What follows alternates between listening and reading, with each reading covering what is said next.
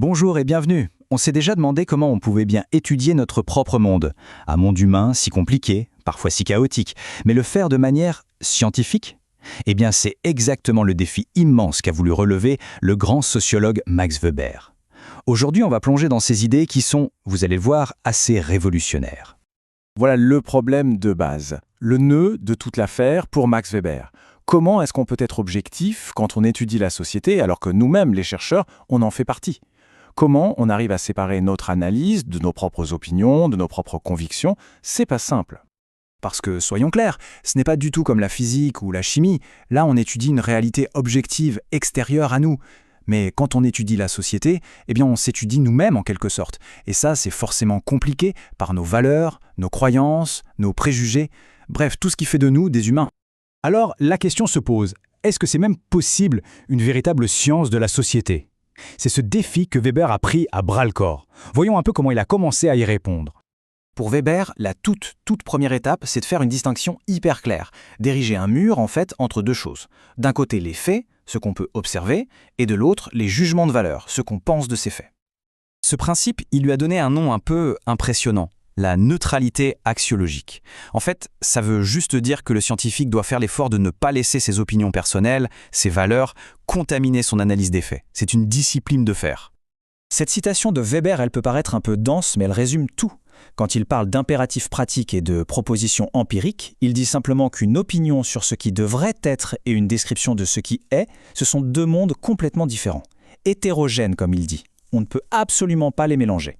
Donc le point essentiel, il est là. Le boulot du chercheur, c'est de dire voilà les faits, voilà ce qui se passe. Son travail, ce n'est pas de dire voilà ce qui est bien ou mal, voilà ce qu'il faudrait faire. Ça, c'est un autre débat, qui n'est pas celui de la science. Et c'est là que la pensée de Weber devient absolument fascinante.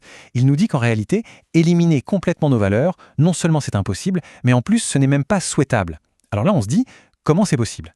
C'est toute l'énigme de l'objectivité. Et pour résoudre cette contradiction apparente, il a un autre concept clé, tout aussi important, le rapport aux valeurs. En fait, l'idée est géniale. Nos valeurs ne vont pas nous donner la réponse, non, mais ce sont elles qui nous aident à poser les bonnes questions. C'est parce que quelque chose a de la valeur à nos yeux qu'on le trouve important qu'on va décider de l'étudier. Nos valeurs, ce sont notre boussole de chercheur. Alors, cette citation, évidemment, la formulation a un peu vieilli, mais l'idée derrière est incroyablement puissante. Ce que Weber veut dire, c'est que l'analyse, la démonstration, doit être tellement rigoureuse, tellement logique, que même une personne d'une culture totalement différente, qui ne partagerait aucune de nos valeurs, serait obligée de dire « Ok, je ne suis pas d'accord avec vos valeurs, mais votre raisonnement, lui, il se tient ». C'est ça le critère d'objectivité. D'accord. Donc, grâce à nos valeurs, on sait quelles questions sont importantes. Mais maintenant, quel outil on utilise pour y répondre de manière objective? Là aussi, Weber a une proposition, un instrument d'analyse super puissant. Il a créé un outil conceptuel qu'il a appelé l'idéal type. C'est une sorte de caricature, de version pure et parfaite d'un phénomène social qui va nous servir de maître pour mesurer et comprendre la réalité qui, elle, est toujours plus compliquée. Attention, le nom idéal type est un peu un piège. Donc il faut tout de suite dire ce que ce n'est pas. Ce n'est pas un idéal moral, ce n'est pas ce qu'on voudrait atteindre, ce n'est pas une moyenne statistique, et surtout, ce n'est pas la réalité elle-même. C'est un outil, une construction de l'esprit. Prenons un exemple. On peut construire l'idéal type de la bureaucratie. Parfaitement rationnel, efficace, impersonnel. Dans la vraie vie, bien sûr, aucune bureaucratie n'est comme ça. Il y a des erreurs, de la paperasse, des jeux de pouvoir, mais c'est en comparant la réalité à ce modèle parfait qu'on peut comprendre ses forces, ses faiblesses, ses dérives. L'idéal type, c'est un peu le plan de l'architecte par rapport au bâtiment réel. Et cette même logique, cette même rigueur, Weber va l'appliquer à un domaine où l'objectivité semble encore plus hors d'atteinte, l'histoire. Parce que face à un événement historique, il y a une infinité de causes possibles. Comment on fait pour savoir laquelle a été vraiment décisive? Comment isoler le facteur qui a tout fait basculer?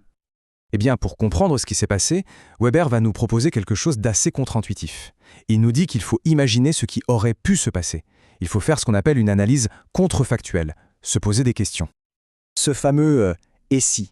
Et si telle bataille avait été perdue? Et si telle décision n'avait pas été prise? Ce n'est pas juste un jeu intellectuel.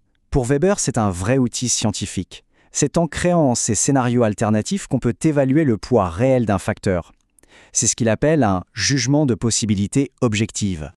Et toute cette méthode, ça nous permet de faire quoi? Ça nous permet de déterminer si une cause était non seulement nécessaire, mais aussi probable pour entraîner l'événement. En gros, est-ce que, sans ce facteur, les choses se seraient probablement passées différemment? C'est ça que Weber appelle la recherche d'une causalité adéquate. Alors, après ce petit tour d'horizon, on peut se demander qu'est-ce qui nous reste de tout ça? Quel est l'héritage de ces idées qui sont quand même assez complexes? En fait, l'héritage de Weber est immense. Son coup de génie, ce n'est pas d'avoir dit qu'il fallait être des robots sans opinion. Non, c'est de nous avoir donné un cadre pour être intellectuellement honnêtes. Il nous demande d'avoir le courage de regarder nos propres biens en face et d'être complètement transparent là-dessus. Et ça nous amène à une dernière réflexion. Dans notre monde d'aujourd'hui, qui est souvent si polarisé, si divisé, cette méthode de Weber qui a plus d'un siècle, elle est peut-être plus pertinente, plus nécessaire que jamais. Cette exigence d'honnêteté intellectuelle, au fond, n'est-ce pas l'outil dont on a le plus besoin en ce moment?